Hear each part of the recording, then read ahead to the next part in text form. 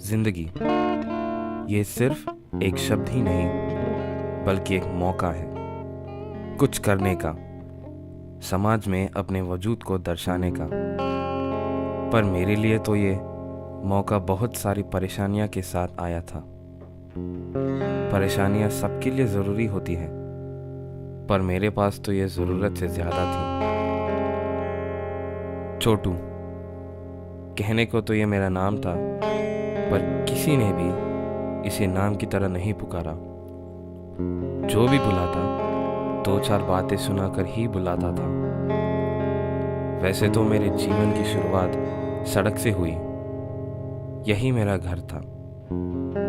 कोई नहीं जानता था कि मैं कौन हूँ, कहाँ से आया हूँ।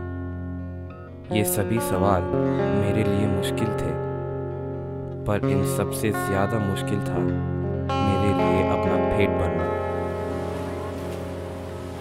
साहब बहुत भूख लग रही है साहब, खाने के लिए कुछ दे दो साहब। साहब बहुत भूख लग रही है साहब, खाने के लिए कुछ दे दो।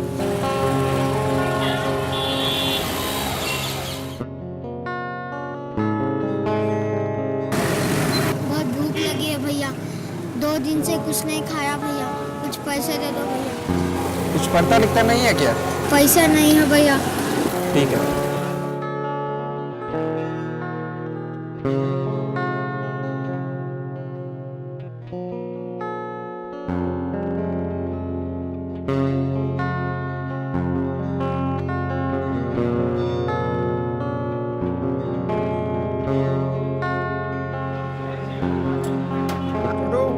टेबल नंबर 3 पे चाय लेके जा।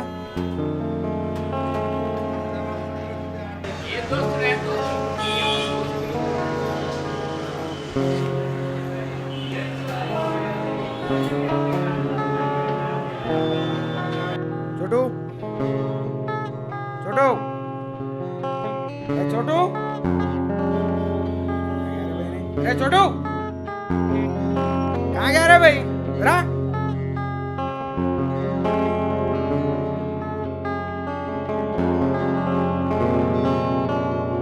तेरे से काम वाम कुछ नहीं होगा, निकल यहाँ से। और एक बार दिखाना, चल निकल।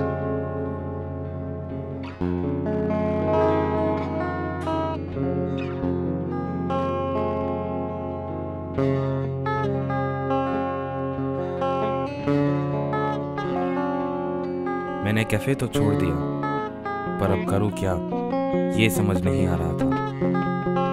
काम तो किया, पर उससे कुछ हासिल नहीं हुआ। तब मैंने सोचा कि कमाना तो बहुत चाहा, पर किसी ने कमाने नहीं दिया।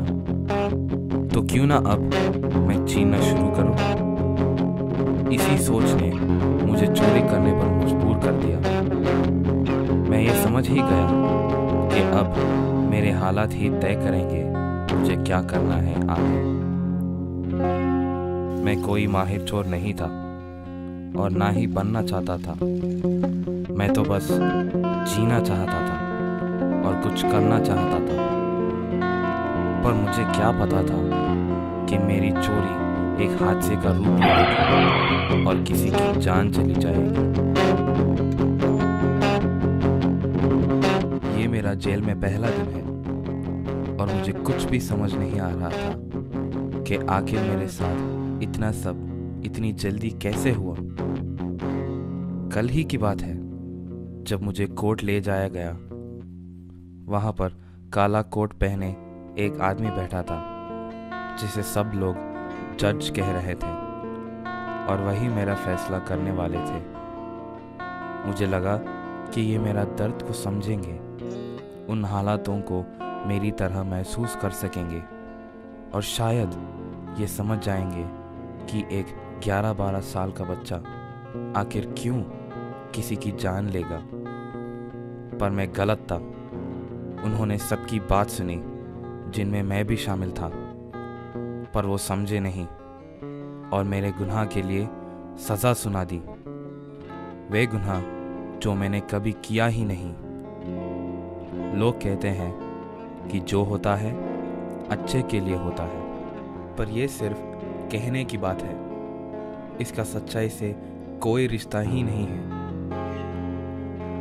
अब मैं जेल में हूँ। यहाँ पर भी बहुत अजीब से लोग हैं, पर समय के साथ यहाँ पर भी मैं घुल मिल जाऊँगा।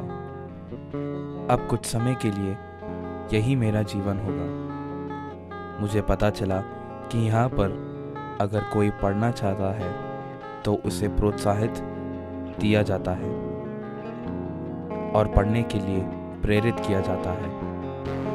मुझे पता था कि पढ़ाई आगे बढ़ने के लिए, प्रगति करने के लिए बहुत ज़रूरी है, और अब मुझे मेरी राह मिल जाएगी।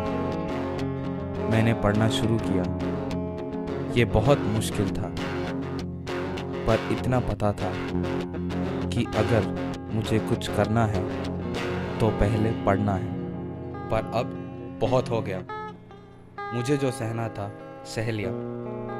बस अब मुझे किसी की परवाह नहीं, ना लोगों की और ना ही समाज की। अब मैं जो करूँगा अपने मन से करूँगा और किसी की परवाह किए बिना सिर्फ अपने लिए करूँगा। और आज से मेरी और इस समाज की लड़ाई एक दूसरे के खिलाफ शुरू होती है।